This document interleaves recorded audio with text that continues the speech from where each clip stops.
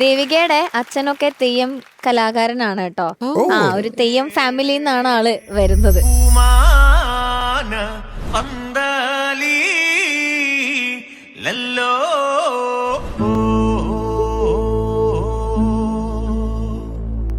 ഇന്നത് അച്ഛൻ വന്നിട്ടുണ്ട് ദേവിന്റെ. അപ്പാവാ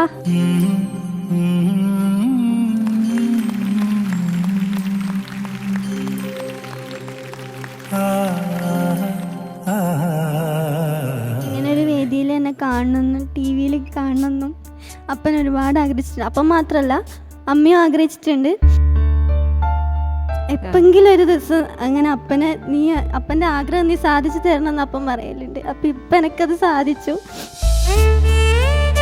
ദേവി ഇവിടെ വന്ന് നിൽക്കുമ്പോഴും നമ്മൾ എപ്പോഴും പറഞ്ഞിരുന്നേ ആ തെയ്യം കലാകാരന്റെ മകളെന്ന് നമ്മളിവിടെ മെൻഷൻ ചെയ്യായിരുന്നു.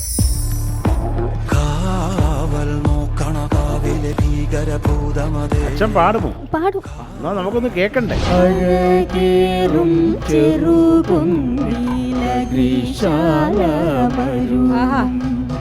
അചലപുത്രിയളം